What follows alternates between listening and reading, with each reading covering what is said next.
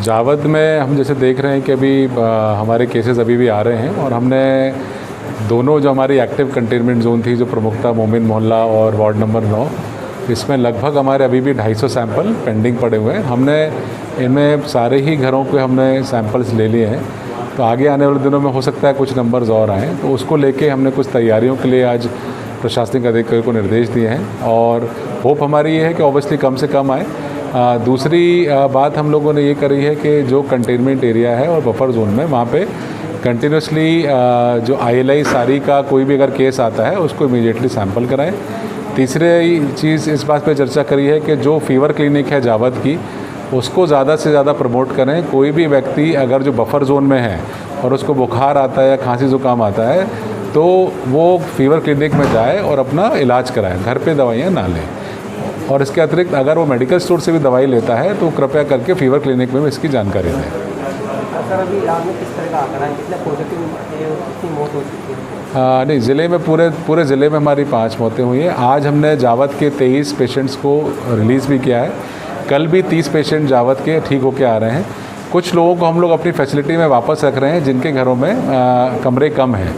और इसके साथ साथ अभी सरकार की जो नीति है उसमें ये भी है कि हम जब सैंपल लेंगे तो हो सकता है हम कईयों को हम घर में होम क्वारंटाइन भी करें। ये कई बार असमंजस रहता है, बट ये सारे शहरों में हिंदुस्तान के जब नंबर्स बढ़ते हैं तो जब इंस्टीट्यूशनल क्वारंटाइन कम होता है तब होम क्वारंटाइन किया जाता है। साथ ही साथ एक और उसका रीज़न है जो देखने में आया है कि कई बार इंस्टीट्यूशनल क्वारंटाइन में लोग, एक परिवार के लोग मिलने जुलने लगते हैं, इसलिए कोशिश ये रहती है और उससे फिर उसमें रह रहे और लोगों को संक्रमण फैलने का चांस होता है।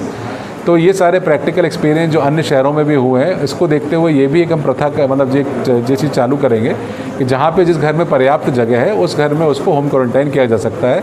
उसके प्रोटोकॉल स्वास्थ्य विभाग के क्लियर हैं कि उसको अपने कमरे में रहना है, खाना अपना उसके घर में अलग से होगा, उसके जो केयर टेकर होगा उसको N95 मास्क और ग्लव्स पहन के उसको खाना देना है, कपड़े उसके अलग धुलने चाहिए। तो सारा एक प्रोटोकॉल है, वो हमारा अब जो टीम होगी जब किसी को होम क्वारंटाइन करेगी तो वो चीज़ें सारी समझाएगी, जिससे फिर उसको आगे तकलीफ ना हो। और जहां हमको लगेगा कि इंस्टीट्यूशनल क्वारंटाइन करना है वो भी हम करेंगे। लगभग हमारी 247 जावद अकेले की, वैसे हमारी टोटल 386 का सैंपल रिपोर्ट पेंडिंग है ज़िले का।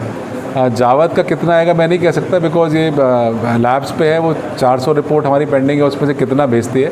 बट मैं मान लूँ लगभग 150-200 रिपोर्ट आ जाना चाहिए। बट जैसे मैंने कहा कि हमारा डिस्चार्ज रेट भी बढ़ता जा रहा है। अगले 3 दिन में, कल भी 30 है, परसों भी 8-10 लोग हैं, फिर 20-25 हैं।